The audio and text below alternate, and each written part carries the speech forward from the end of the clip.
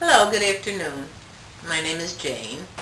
I live in New Jersey, and I've been asked by my son to talk about meditation and my experiences with it, how I was introduced to it, and what it's done for me.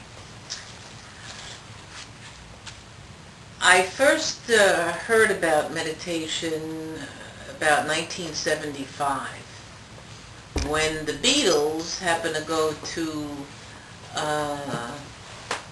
the Maharishi Mahesh Yogi in India and learn how to meditate. Subsequently, I was watching TV and it became a very topical subject on the Merv Griffin show, and he spoke about learning how to meditate as well as other prominent people in that time.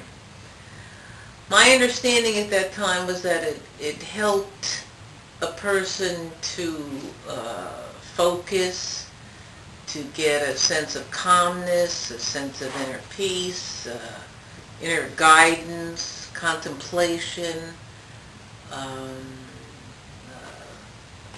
spiritual undertaking to process life on an inside level, the inner self, as one proceeds living and coping in life. This was important to me because I wanted some inner peace, acceptance, and skills to have some sense of serenity and peace and order. So that's why I endeavored to learn the process. In order to do that, I contacted the Transcendental Meditation Society, and there was a building in Montclair, New Jersey, and they had a center there, and that's where I learned in 1976 the practice of TM. TM meaning? Transcendental Meditation. So this is one particular kind of meditation that you Yes. have painted yourself with? One of many? Yes. Have you tried others, or this is the only one you know about? I've incorporated others in my present day meditation. Okay. Thank you. Okay. When I approached this meditation, I was somewhat skeptical because they have a little ceremony that takes place prior to learning. And being an atheist at that time, and being certainly prejudiced against any formal practice, I was somewhat hesitant, but I decided that I was also desperate, and I would give it a try, since in my estimation it was relatively harmless. It didn't involve taking substances or drugs or